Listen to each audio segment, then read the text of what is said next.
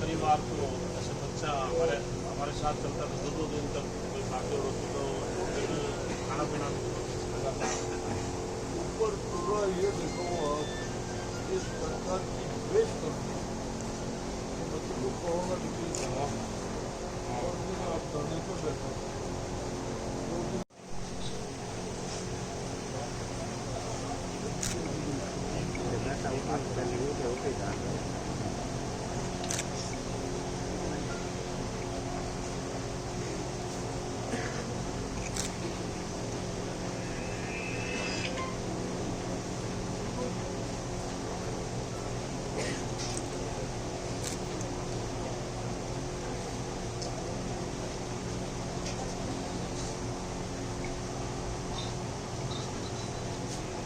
तो शंभू सिंह जी ने सारी बात रखी है और बैराराम जी लगातार संघर्ष कर ही रहे हैं।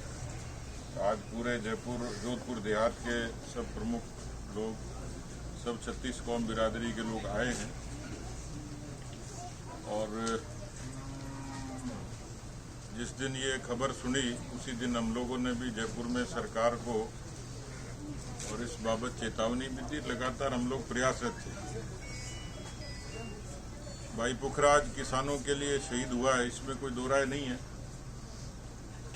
व्यक्ति चला गया, उसकी पूर्ति कभी हो नहीं सकती, पर इस देश की, हमारे भारतीय समाज की एक परंपरा रही है, कोई सीमा पर लड़ता है, कोई खेत में लड़ता है,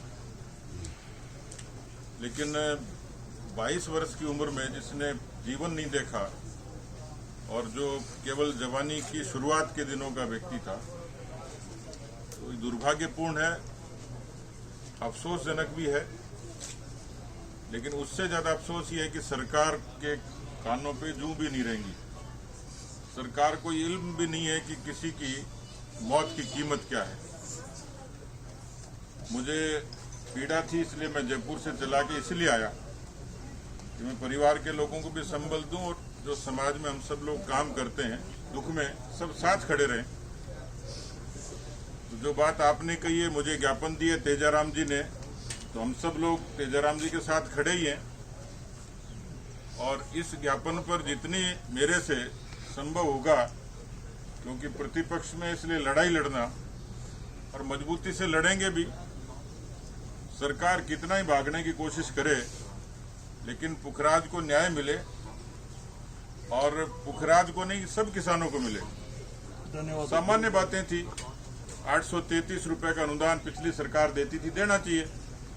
लॉकडाउन के कारण बिजली के बिलों की मार राजस्थान के 1,40,00,000 उपभोक्ताओं को है, माननी चाहिए। कोशिश करेंगे कि पूरे राजस्थान के लोगों को, अभी हमने शुरुआत करी है, सोशल मीडिया पर भी चलाया, उसके बाद लगातार हम लोगों ने जीएसएस पर धरने की शुरुआत की और जब तक न्याय नहीं मिलेगा तो इस तरीके से हम लोग सरकार के सामने इस तरीके की चेतावनी प्रस्तुत भी करेंगे और लड़ाई भी लड़ेंगे। अभी मैं पार्टी परिवार की तरफ से 1 लाख रुपए की आर्थिक सहायता तेजाराम जी के परिवार को, क्योंकि वैसे तो बहुत छोटा सा है, लेकिन मैं आया हूं और खाली हाथ नहीं आया, एक संबल देने के लिए।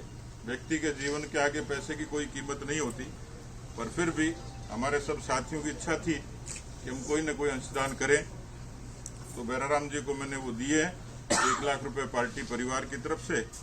हम सब लोग आपके दुख में साथ हैं, अपने को अकेला भी नहीं समझे। और तेजाराम जी ने जिस पुत्र को जन्म दिया, पुखराज अपने कर्मों से अपने आप को तो अमर कर ही गया, लेकिन हमारे किसानों को एक मिसाल भी दे के गया कि संघर्ष की कोई उम्र नहीं होती, कोई परिस्थिति नहीं होती।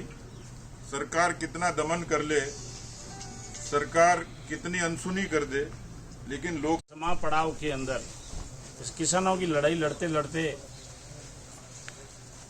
अपने बीच में से शहीद हुए। मैंने तुरंत जानकारी आदरणीय प्रदेश अध्यक्ष जी को दी। प्रदेश अध्यक्ष जी ने अपने राष्ट्रीय अध्यक्ष जी से बात की, अपने केंद्रीय मंत्री हर्षवर्धन साहब से बात की। एसपी से, कलेक्टर से और पार्टी के दूसरे जितने भी वरिष्ठ कार्यकर्ता सबसे बात की और प्रेस कॉन्फ्रेंस की, सारी बात रखी। एक गांव और गरीब और ऐसे किसान की आवाज को सही प्लेटफॉर्म पर आपने उठाने का जो काम किया है, मैं आपको गांव मांडी की तरफ से, अपने शहीद के परिवार, अपने तेजाराम जी की तरफ से और पूरी ओसियां विधानसभा क्षेत्र की तरफ से मैं आदरणीय प्रदेश अध्यक्ष जी को बहुत बहुत धन्यवाद देना चाहता हूं इस बात का कि इस दुख की घड़ी में आप इस पीड़ित परिवार के साथ और पूरी किसान कौम के साथ आप खड़े हैं। और सबसे बड़ी बात है, माननीय अध्यक्ष जी, हमारे यहाँ 3 डिक्लेयर आत्महत्याएं हो गई है।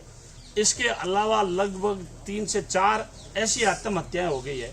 और हमारे यहाँ ऐसा क्षेत्र के अंदर जैसे माननीय अशोक गहलोत साहब ने